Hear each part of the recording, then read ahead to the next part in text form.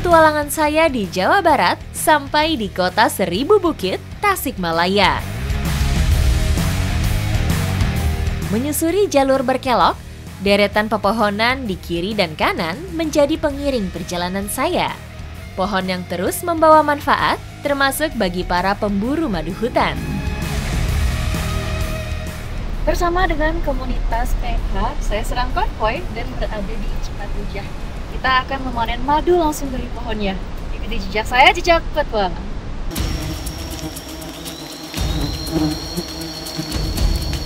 Pohon yang berdiri tegak dan kokoh ini sudah sejak lama menjadi tempat berlindung kawanan lebah madu. Pohonnya ini tingginya sekitar 20-an meter dan sarang madunya itu ada di sekitar 30 titik. Makanya pemanennya itu bisa 3 orang atau lebih ya Kang, karena sarangnya lumayan banyak. Bising suara kendaraan yang lalu lalang seperti tidak mengganggu kawanan lebah sebelum membangun rumah.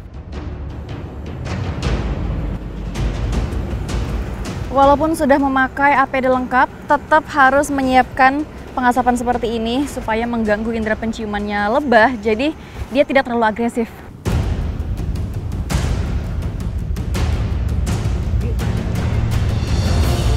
Selanjutnya kami harus memanjat pohon melalui tangga pasak yang telah terpasang. Ini sekarang saya sedang memanjat ke atas. Sebenarnya memanjatnya tidak terlalu susah karena sudah ada pijakannya, tapi karena memang pijakannya besi kecil jadi lumayan sakit di bagian kaki. Tangga pasak ini membantu para pemburu menjangkau dahan yang tinggi.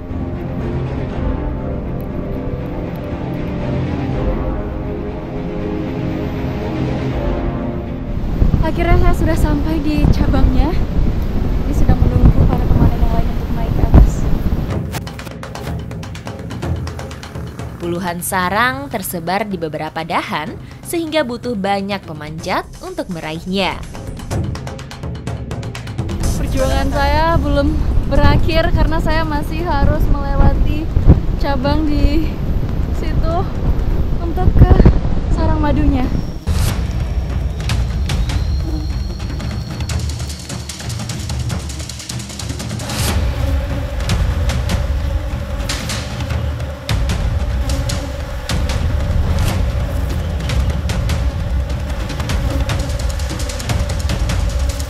Berada di ketinggian, semuanya menjadi serba sulit, termasuk untuk berpindah pijakan.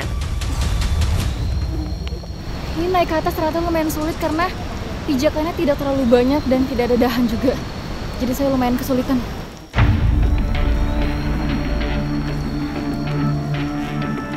Yang bisa saya lakukan adalah bergerak secara perlahan supaya tidak terpeleset dari ketinggian 15 meter.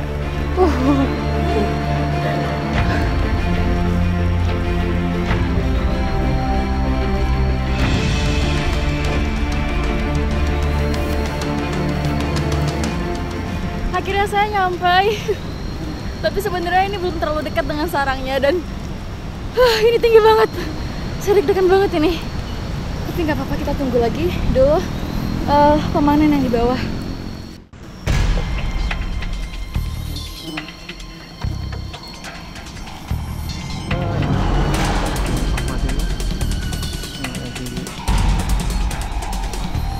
Hutan Jawa Barat.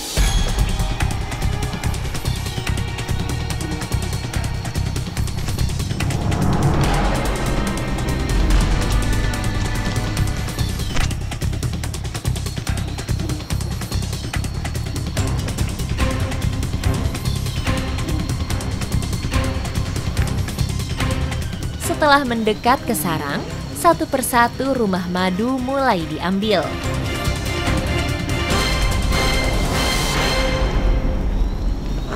Ini para pemanennya sudah mulai memanen sarang lebahnya dan lebahnya sudah mulai berterbangan. Bismillahirrahmanirrahim. Assalamualaikum warahmatullahi wabarakatuh. Asap menjadi salah satu cara mujarab yang biasa dipakai para pencari madu. karena asap akan mengaburkan aroma feromon sebagai alat komunikasi kawanan lebah saat mendapat ancaman.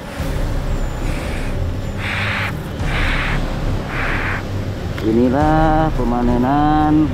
Efek asap membuat kawanan lebah tercerai-berai, sehingga mengurangi ancaman bagi para pengambil madu. Sarang lebah yang diambil itu nggak semuanya, sengaja ditinggalkan supaya lebahnya itu bisa bersarang lagi di sisa sarang yang ditinggalkan.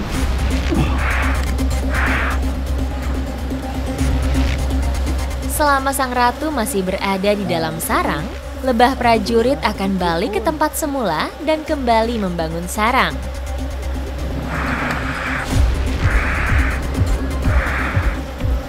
Ini lebahnya nempel terus di tangan saya dari tadi nih. Saya udah sepin tapi dia nggak mau pergi. Dalam situasi seperti ini, sebaiknya tidak memukul atau mematikan lebah yang mendekat. Karena begitu menyengat, lebah akan mengeluarkan aroma tertentu yang memancing kelompoknya untuk menyerang.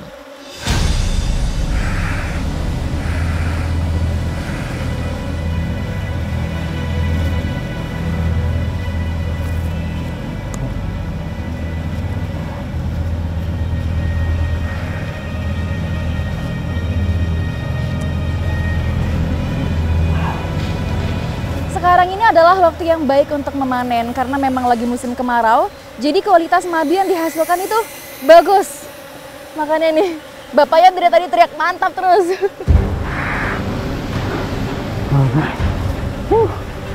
Alhamdulillah. Saat kemarau, banyak bunga bermekaran. Nektar yang merupakan sumber makanan lebah menjadi melimpah dan mempengaruhi kualitas madu. Lihat, alhamdulillah, jackpot. Mantap Suharma, mantap. Walaupun ada banyak sarang lebah di sini, tidak semuanya itu ada yang ada madunya. Tapi walaupun sarangnya kosong, nanti tetap akan kita ambil karena masih bisa dimanfaatkan.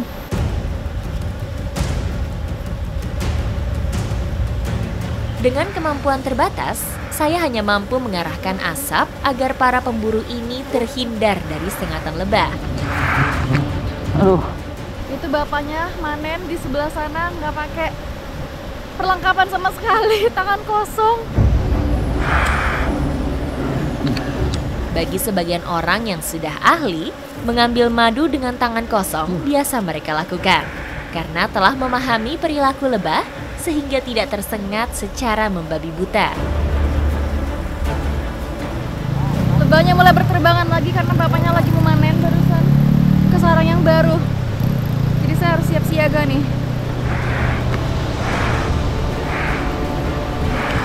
Gak main-main ya ternyata memang pengorbanan perjuangan untuk memanen sarang lebah, memanen madu. Saya dari tadi ketakutan di sini, bapaknya santai aja berdiri. Udah Pak.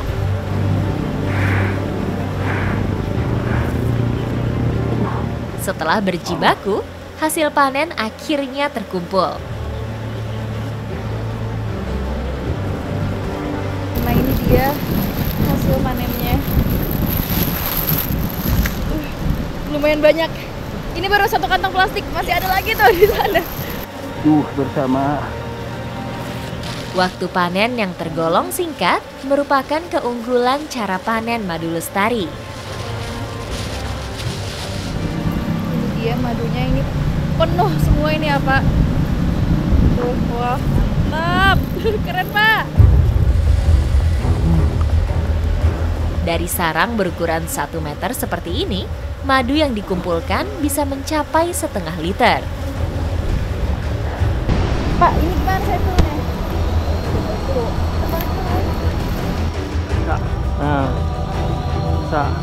Jujur ini saya sebenarnya lebih takut turun daripada naik. Jadi saya harus nungguin bapaknya dulu yang turun duluan supaya bisa memandu saya. Karena di bagian atas ini itu tidak terlalu banyak pijakan, jadi lumayan sulit.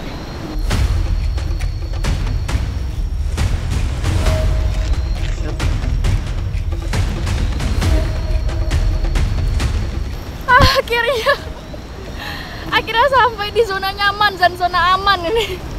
Tapi saya masih harus turun lagi ke bawah. Tapi harusnya tidak terlalu sulit nih kalau di bawah sini.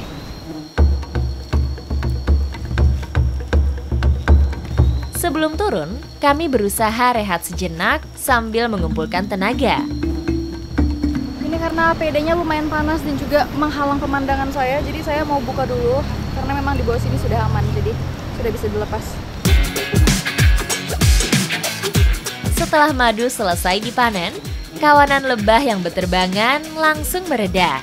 Situasi pun telah aman kembali.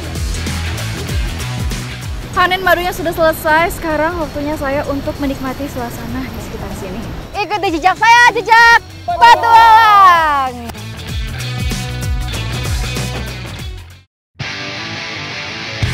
Kami melanjutkan perjalanan menuju ke arah selatan. Tidak begitu jauh dari lokasi pengambilan madu, kami sampai di daerah pesisir Pantai Cipatujah. Selain untuk dikonsumsi, sarang lebah bandu ini juga bisa dimanfaatkan menjadi lilin. Nah, ini step yang pertama, kita harus pisahkan dulu nih madu dari sarangnya. Akang bantu tuang ya, Kang. Memeras madu dari sarangnya cukup mudah. Tinggal disaring untuk memisahkan kotorannya. Ini kelihatannya enak banget, jadi saya mau nyobain langsung.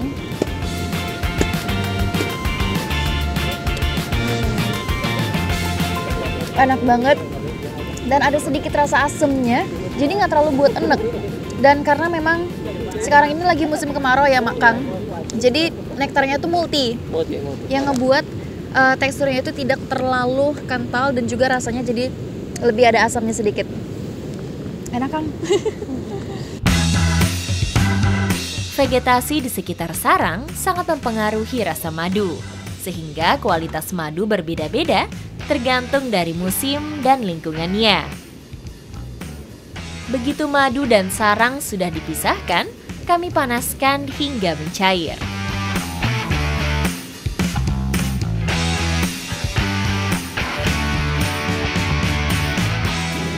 Memang kalau kita hidup di alam itu banyak sekali bahan-bahan dari alam yang bisa dijadikan sebagai alternatif lain untuk penerangan. Salah satunya adalah sarang lebah yang bisa dijadikan lilin.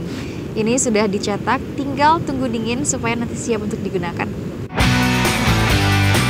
Dalam ruangan terbuka seperti ini, butuh waktu 1 jam agar lilin benar-benar keras.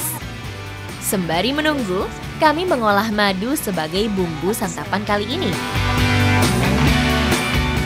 Sarangnya sudah dimanfaatkan untuk membuat lilin. Sekarang yang nggak boleh kelewatan adalah madunya akan saya olah untuk memasak ayam bakar madu.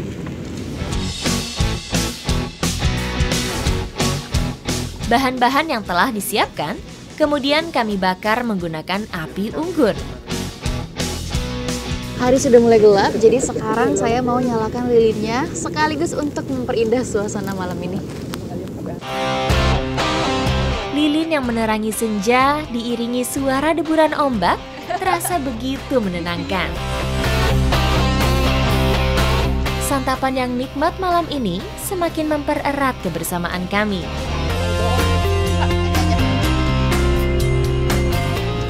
Madu ini memang biasa digunakan sebagai bahan untuk masakan seperti ini dan juga pas untuk mengganti energi. Apalagi kita seharian udah beraktivitas capek ya, Kang? Iya. Pas banget untuk menutup hari ini. Ikuti jejak saya, jejak petualang.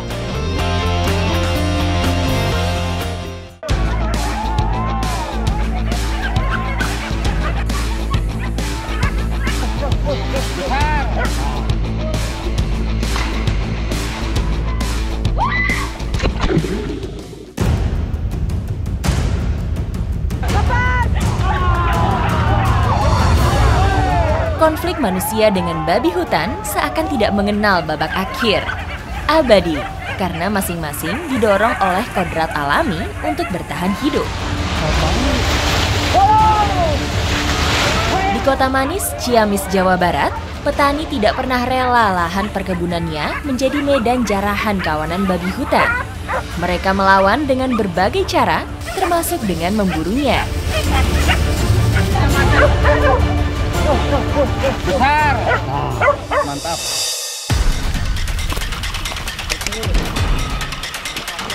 Berdekatan dengan hutan, kebun di Desa Neglasari sering sekali diserang atau dirusak oleh hewan liar seperti babi.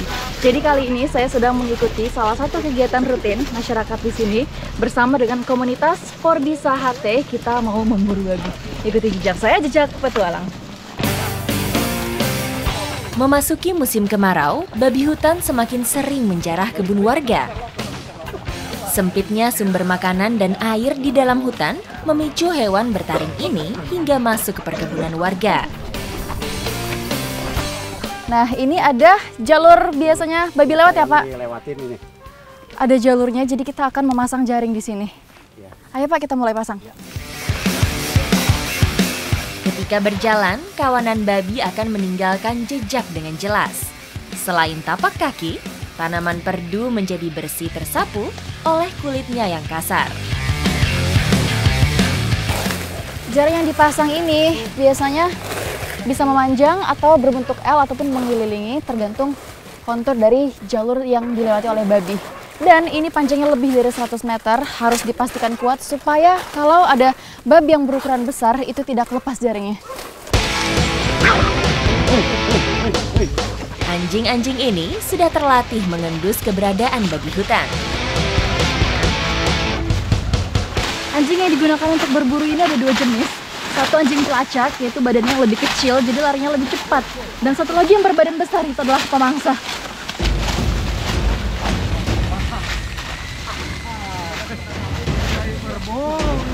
Semakin masuk kawasan perkebunan, gonggongan anjing semakin bersahut-sahutan. Nah, ini anjingnya sudah mulai mencium bau babi, jadi sudah harus kita lepas sekarang.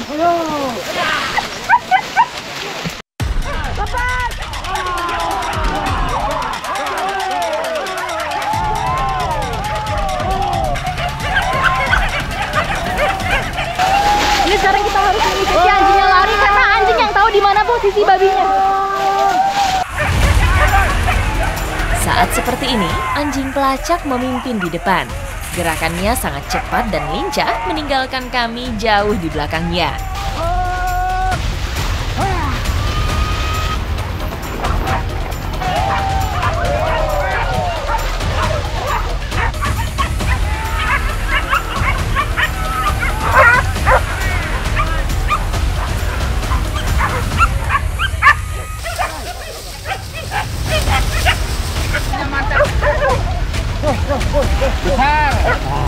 Mantap.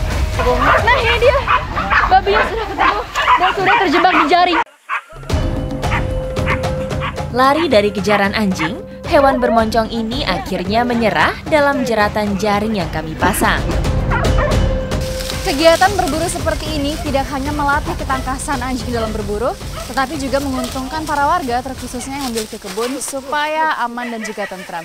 Ikuti jejak saya, jejak petualang.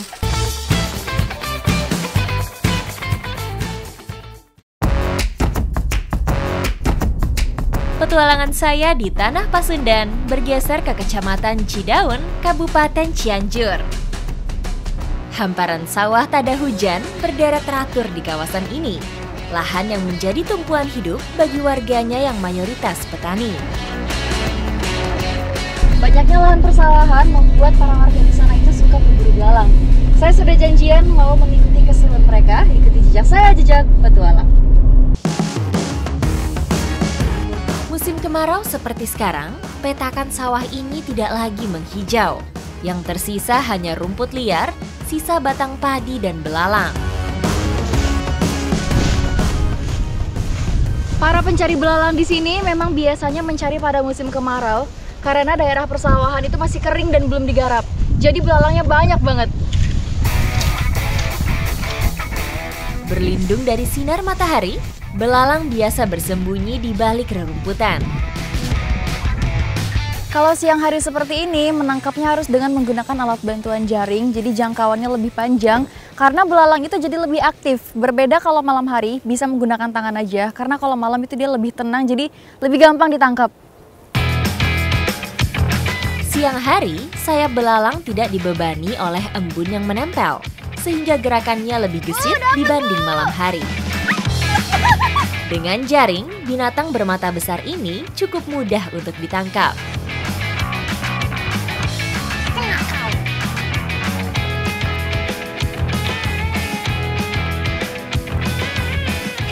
Akhirnya saya berhasil dapat. Dari tadi saya baru dapat 1. Dan ini lumayan besar nih.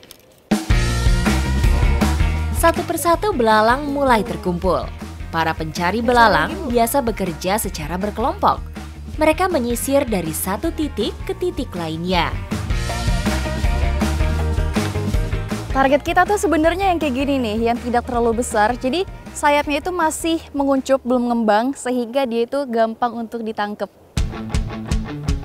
Meski memiliki sayap, waktu dan jarak terbang binatang berantena ini cukup terbatas. Kepakannya hanya mampu menopang tubuhnya beberapa meter saja. Ini kita ketemu belalang yang bahkan belum bisa terbang dan masih putih warnanya. Belalang memiliki warna dan kemampuan kamuflase untuk bertahan hidup.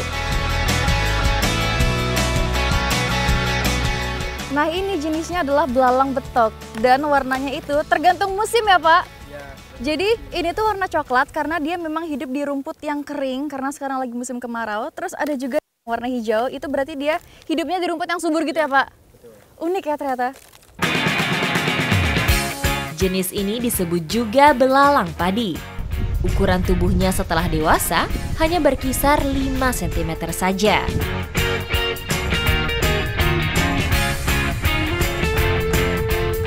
Saya dapat 1 lagi. Sebenarnya belalang ini itu pengganggu tanaman-tanaman ataupun sawah yang ada di sini. Dan biasanya ada beberapa orang yang suka nyemprot belalangnya, tapi ada juga beberapa yang justru dimanfaatkan menjadi mata pencaharian karena ini banyak juga peminatnya untuk dikonsumsi. Mengendalikan populasi belalang dengan cara ditangkap merupakan perilaku bijak yang membawa manfaat dibandingkan memusnahkannya dengan cairan kimia. Wih, banyak banget, Bu. Biasanya sehari dapat semana, Bu? Paling dapat 8-10 gitu. 8-10 botol. Wah, banyak banget ya. Nggak sia-sia perjuangan saya lari-larian di tengah terik matahari ini karena hasilnya banyak nih segini. Ini tinggal dimasukin ke botol ya, Bu? Iya. Belalang Betok bukanlah makanan yang lumrah. Meski begitu, serangga jenis ini banyak diminati karena memiliki rasa dan tekstur daging yang khas. Ini saya dapat belalang hasil tangkapan kita, akan saya gunakan sebagai perbekalan nanti. Ikuti jejak saya, jejak petualang. Bergeser ke arah timur, petualangan saya sampai di Kabupaten Garut. Salah satu sudut Pasundan yang selalu menarik untuk disambangi. Ini dia salah satu destinasi wisata di Jawa Barat yang akan saya eksplor, yaitu Lewi Tonjong. Dan saya nggak sendiri karena sudah bersama teman-teman saya di sini yang akan ikut keseruan kali ini. Ikuti jejak saya, jejak petualang. Sebagian kawasan Cihurip merupakan hasil aktivitas tektonik berjuta tahun silam. Pahatan alam yang kini meninggalkan bebatuan tegak berdiri di sangga lembah. Uniknya destinasi ini tuh sungainya benar-benar diapit oleh 2 tebing yang tinggi banget. Ketinggiannya itu sekitar 100 meter. Jadi memberikan pemandangan landscape yang luar biasa bagus banget. Dan suasana di sini betul-betul sejuk, jadi nggak panas sama sekali. Mengunjungi tempat ini tepat dilakukan pada musim kemarau. Airnya yang kehijauan menjadi cermin alam yang menakjubkan. Dengan rakit, kami melihat lebih dekat hasil mahakarya alam ini. Namanya Lewi Tonjong. Lewi itu artinya lekukan. Jadi sungainya ini disebut Lewi, dan juga Tonjong itu karena batunya berbentuk lonjong. Makanya asal muasal namanya itu menjadi Lewi Tonjong. Namanya sangat menggambarkan tempat ini. 2 padanan kata kontradiktif namun serasi. Sungai ini memiliki kedalaman sekitar 3-5 meter, jadi aman banget untuk lompat. Sekarang saya mau nyobain untuk cliff jump dari atas. Sebelum melompat, kami harus memanjat tebing bebatuan terlebih dulu.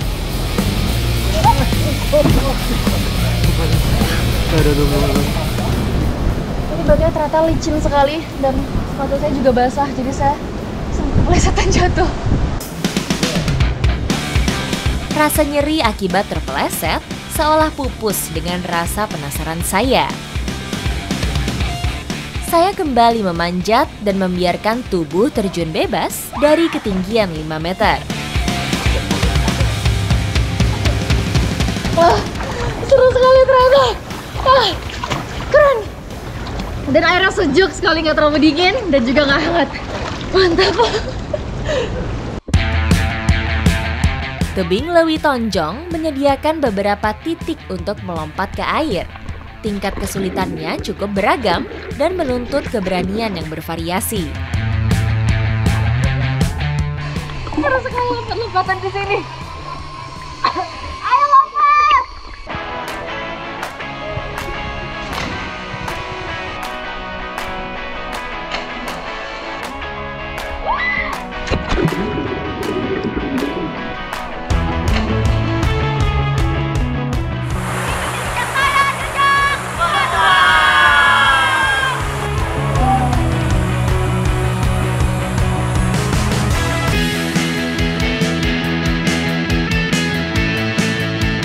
Rasa lapar akhirnya mengakhiri keseruan kami di Lewi Tonjong.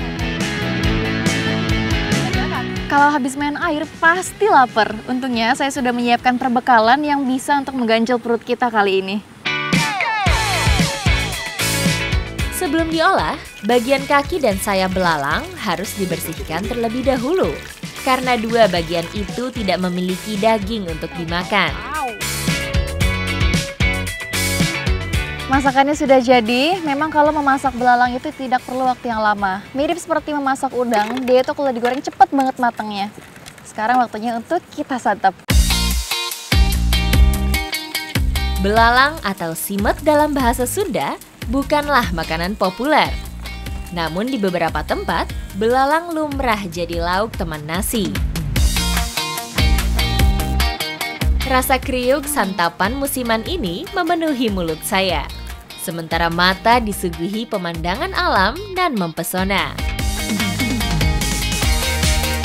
Rasanya mirip seperti udang kecil, nggak terlalu berasa dagingnya, tapi tetap nikmat apalagi kita makan sambil disuguhkan pemandangan Lewi Tonjong yang luar biasa cantik. Ikuti jejak saya, jejak petualang.